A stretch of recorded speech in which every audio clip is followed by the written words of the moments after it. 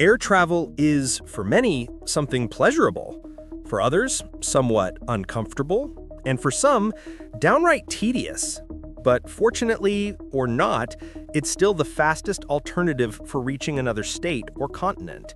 Even short trips of 2 to 3 hours can cause some discomfort to passengers, especially for those who fly, like me, in economy class. Cramped seats that barely recline transform the pleasure of flying into a far from pleasant experience, especially when we're talking about flights of 12 hours or more. And it's precisely on these longer journeys that one of the most terrifying problems arises: deep vein thrombosis. This condition can affect even healthy people who remain seated for extended periods. This isn't alarmism. Medical studies prove that the risk increases significantly after 7 to 8 hours of flight. The danger lies in the fatal combination of factors that converge inside the cabin. The explanation is simpler than it seems. When we remain seated, especially in the restrictive positions typical of airplane seats, the blood in the deep veins of our legs needs to work against gravity to return to the heart. This flow, already naturally challenging, becomes even more compromised by dehydration caused by the extremely dry cabin air, reduced pressure, and forced immobility. The result? An environment conducive to blood clots forming in the deep veins, mainly in the legs. But if you thought flights of 7 to 14 hours were already challenging, prepare yourself for what's coming. Qantas, one of Australia's largest airlines, has decided to go further, keeping 238 people confined in an aluminum tube for more than 21 uninterrupted hours. That's right, almost a full day in the air without stops. Faced with this extreme scenario, inevitable questions arise. Is it worth it for Qantas and passengers to take this risk on such long flights? What we've discovered about this ambitious initiative could completely change the way we travel. But the big question remains: what's the real price for everyone involved? And falling asleep in London on the same day, without stopovers, without changing aircraft, without that agonizing rush through connection airports. It sounds simple, but this journey hides one of the most complex challenges in commercial aviation and the human body. When Qantas announced Project Sunrise, the proposal sounded simultaneously ambitious and concerning. After all, we're talking about flights that can exceed 22 hours in duration, connecting Sydney directly to London and New York without a single stop. To understand the magnitude of this project, we first need to understand what happens to our bodies when we sit in the rarefied air of a pressurized cabin for such an extended period. The Lawnflit study specifically investigated flights with an average duration of 13 hours and brought concerning numbers.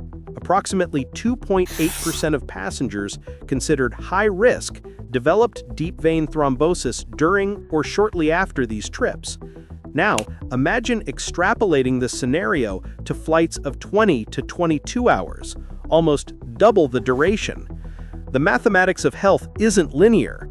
The risk doesn't just increase proportionately, it multiplies in ways not yet completely understood by medical science. But the challenges don't stop at blood circulation. There's an entire cascade of effects on the body.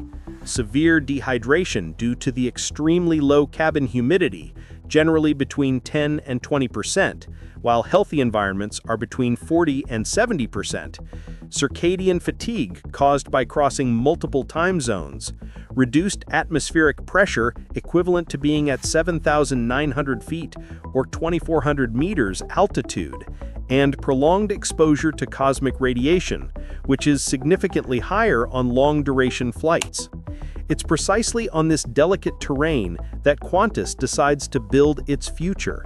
Project Sunrise represents an order of 12 specially modified Airbus A350-1000 aircraft, each costing about $330 million.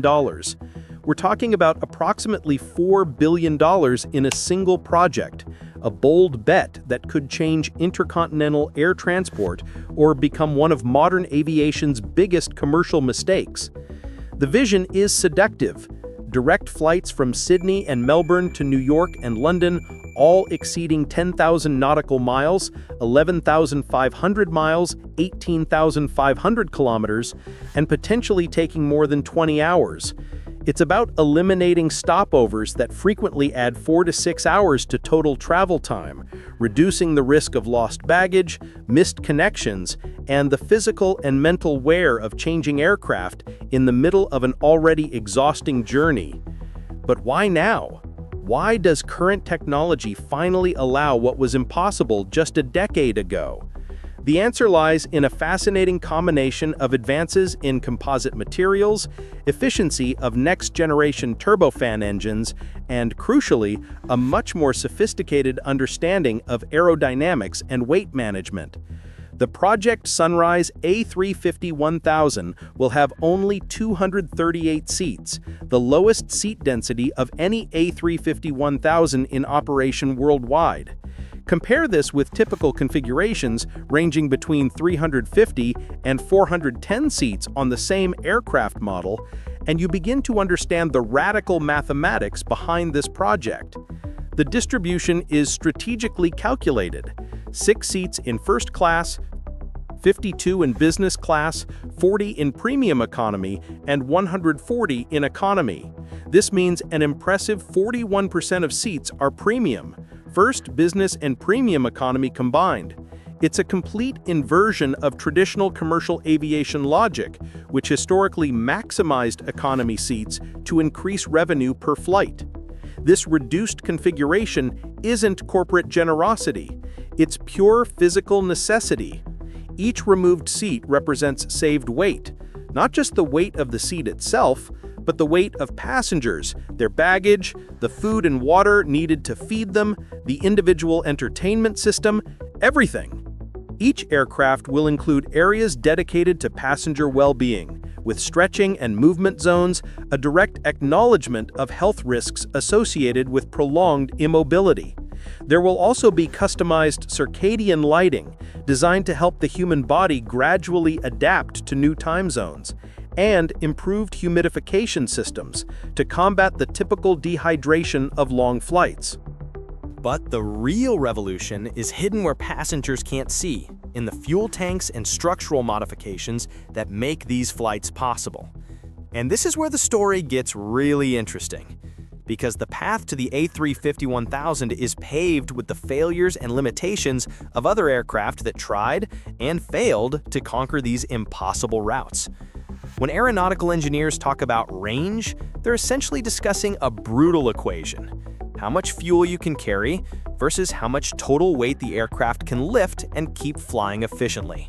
The modified Airbus A350-1000 solves this equation in a way no other commercial aircraft currently can. The standard A350-1000's range is impressive on its own, about 8,700 nautical miles.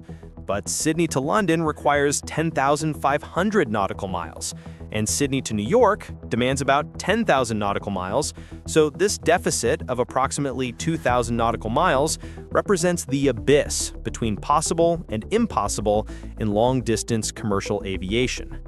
The solution came through the inclusion of an extra center fuel tank, a deep structural modification that isn't simply adding one more tank.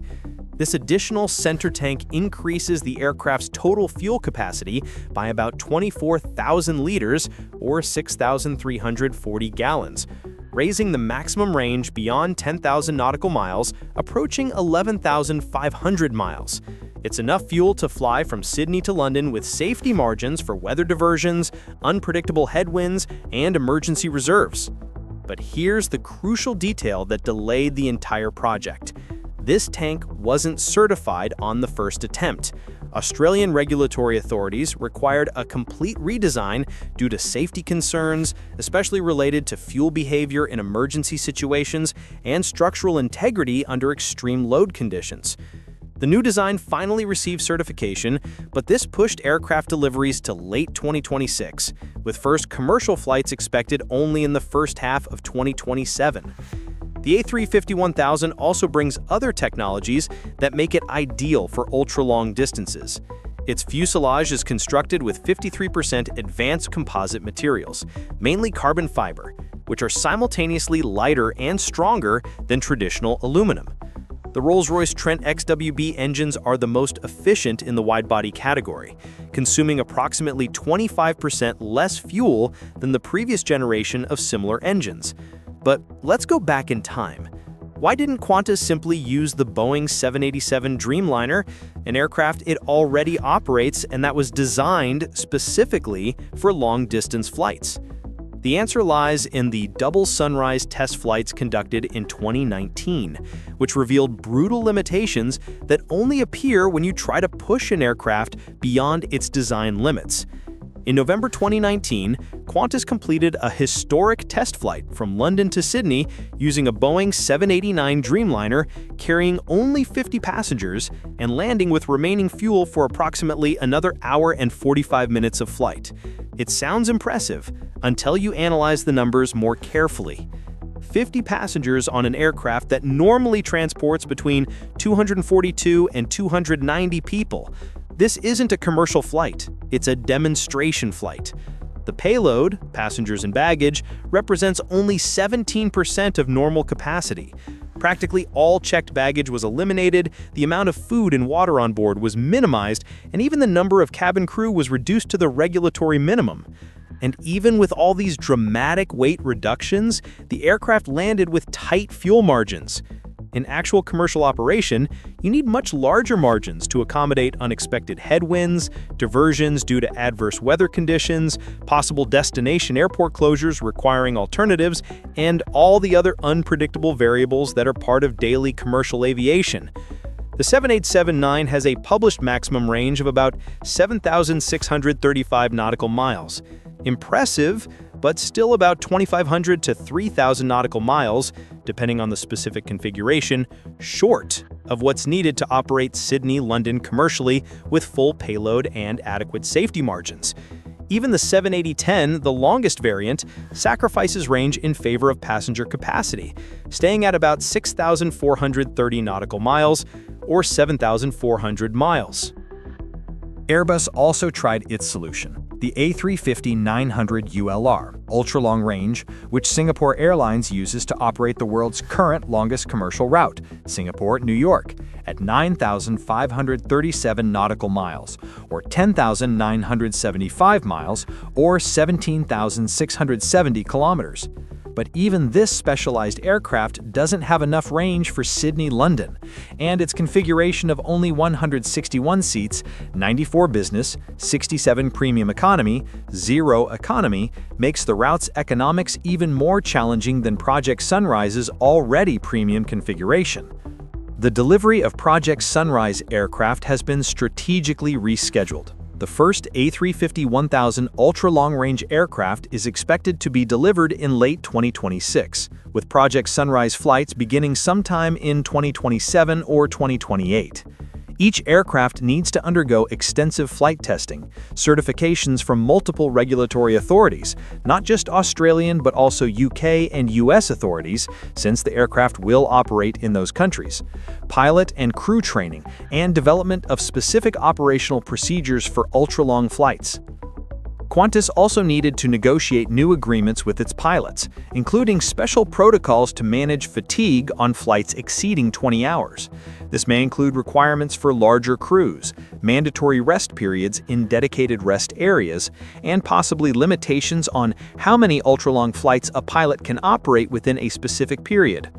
The economics of Project Sunrise are simultaneously bold and fragile. With 238 seats and a 41% premium mix, Qantas is betting it can attract passengers willing to pay substantially more for the privilege of flying direct. On similar long-distance routes currently operated by Qantas, average prices vary approximately as follows. First class can cost between $15,000 and $25,000 Australian dollars per round-trip ticket. Business class ranges between $8,000 and $12,000. Premium economy is between $4,000 and $6,000, and traditional economy varies between $1,800 and $3,500, depending on the time of year and purchase advance. Let's do the rough math. If Qantas Qantas can fill the aircraft with typical occupancy rates, assuming 85% in premium and 90% in economy, revenue per flight could reach approximately 1.8 to 2.2 million Australian dollars. For a traditional aircraft operating the same route with stopovers and more seats, revenue would be higher in absolute numbers, but operational cost would also be significantly higher due to the additional stopover. The operational cost of such a flight is astronomical. Fuel alone can cost between $400,000 and $500,000 depending on current prices. Landing and navigation fees in multiple countries, aircraft depreciation, maintenance, crew, premium catering, and all other fixed and variable costs. Profit margin will depend critically on maintaining high occupancy rates in premium classes. If business class drops below 70% occupancy, the entire financial model begins to crumble. That's why this configuration of only 238 seats with 41% premium is simultaneously the project's greatest strength and greatest vulnerability. Beyond all this, can the human body really tolerate 20 hours confined without serious medical consequences? And can Qantas maintain the economic viability of this operation over decades? The answer to these questions will only come when the first aircraft begin operating commercially in 2027. Until then, Project Sunrise remains one of modern aviation's most ambitious and risky projects. Because in the end, we're not just talking about flying farther.